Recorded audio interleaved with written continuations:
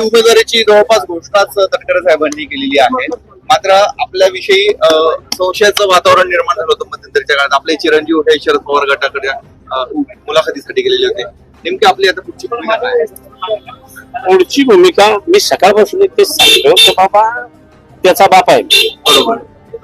मला बाप नव्हता, पण तळावर राहून मी जनतेचं मन जिंकली, जनता प्रवृत्त झाली, त्याला ते करावं त्याचा मी समज घातला. का तू फक्त सत्कार करायला म्हणून गेला आणि डायरेक्ट उमेदवार डिक्लेअर केला. तर त्याने सांगितलं नाही, मला सगळ्यांनी मिळून तू कसा आला तू कसा आला. ते म्हटलं तू तर जा म्हणून सत्कार करून पेटला जाणार होता, तू कशात थांबायची होती. तर तसं काही नाही आणि आज तो आज्ञाधारक आहे. मी सुद्धा यांचा सगळ्यांचा आज्ञाधारक आहे. माझं पोरग तसं असेलच ना, ते बापाला जाळून जाईल काय. बरोबर. जाणार नाही. पण प्रतिक्रिया अशी दिली आहे की मला जर उमेदवारी दिली शरद पवार साहेबांनी तर मी वडिलांच्या विरोधात उभं राहील आणि तुम्हाला बाप विरुद्ध मुलगा अशी लढाई पाहायला मिळेल. अहो बापच त्याचा एवढा डोकेबाज आहे तर तो माझ्यापेक्षा कडीभर जास्त असेल ना. म्हणजे सांगायचं इकडं जायचं इकडं, आम्ही तसे आतले आहोत ना. त्याच्यामुळे लढायचं तो म्हणतो ना, लढणार नाही असं गृहीत धरा. पण मग आपण आमचीच आयडिया होती असं समजायचं का? नाही, त्यालाच काय आयडिया कमी आहे. तो माझ्या बरोबरच असतो, त्याच्यामुळं कुठं काय बोलावं कसं बोलावं. आता त्या दिवशी अनेक लोकांनी मला फोन केले, साहेब उमेदवारी तुमची हो त्याची हो काय व्हायचं होऊ द्या.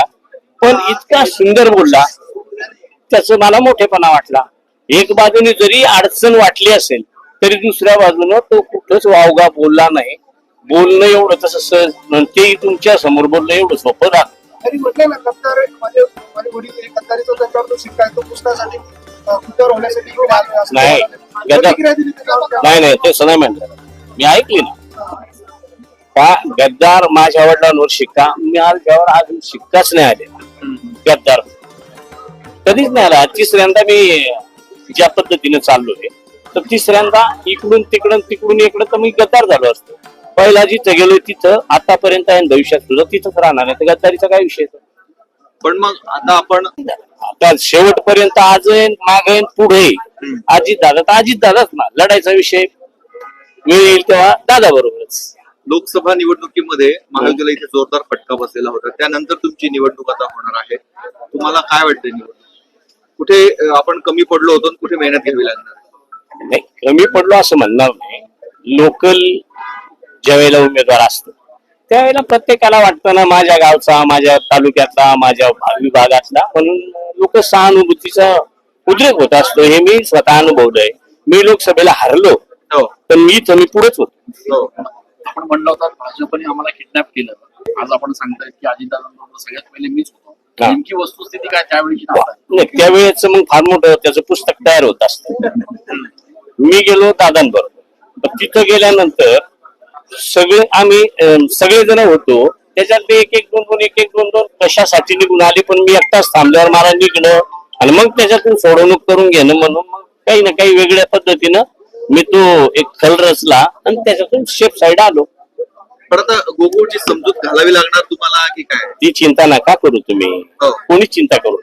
पण मग काय तुमचं काय ठरलंय नेमकं? मी सांगतो ना, ते माझं पोरग आहे. मी त्याचा बाप आहे, तो माझा बाप नाही. तुमच्या शब्द बाहेर नाही जाणार.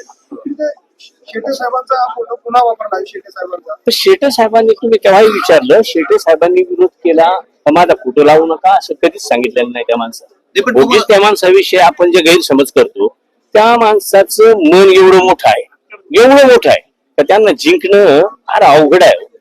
तो माणूस कधीच म्हणणार नाही. पण मग निवडणुकीत त्यांची मदत होईल तुम्हाला, त्यांचं एवढं मोठं मन आहे. नाही, आता ते राजकारणातले माझे गुरु आहेत. बरोबर. त्याच्यामुळं त्यांचं मन मी नाही ना जाणू शकत. करतील नाही करतील सांगता येत नाही. पण तुमची तशी इच्छा आहे?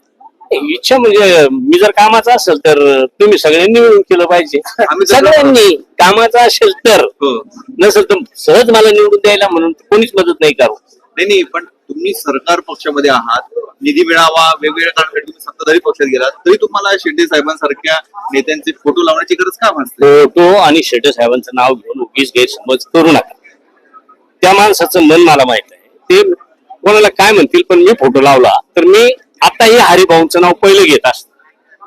कदाचित कोण घेत नाही मला माहित नाही, कारण जे मिळालंय मला हे तुमच्या समोर सुद्धा बोलायला जे बरोबर जागेवर जाऊन तिथवर पोहोचतो ते हरिभाऊंचं कला आहे.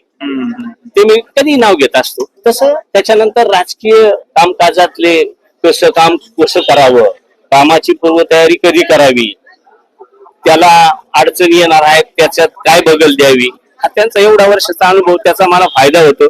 आता ते जरी समजा महाविकास आघाडी बरोबर आहे, याचा अर्थ मी बोलत नाही त्यांच्या बरोबर किंवा मार्गदर्शन घेत नाही असं नाही ना.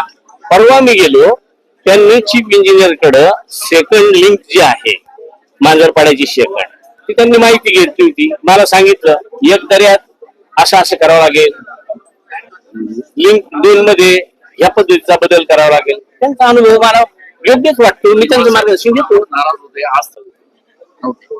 कधी नाराजच नव्हतो. फक्त आता समजा इथं काल मी अध्यक्षांना आणि महेश धोनी साहेबांना दोघांनाही सांगितलं होतं मला परवा म्हणजे उद्या कालचा विषय तर मला येता येणार नाही, तेवढं सांभाळून घ्या. कारण मी 12 का 13 दिवस तिकडेच होतो.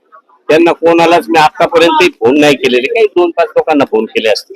पण शेवटी एक प्रदेश अध्यक्ष येतात तर कमीत कमी काही कार्यकर्ते उपस्थित असले पाहिजे, त्यांना काय म्हणायचं आहे ते ऐकलं पाहिजे. आणि झालं सुरू, अर्धा तास झाले, जिरवा साहेबच गायब, जिरवा साहेबच गायब, ते चालू राहतं. मग ते बरं आहे, चला त्या निमित्तानं मी आहे तुमच्या समोर.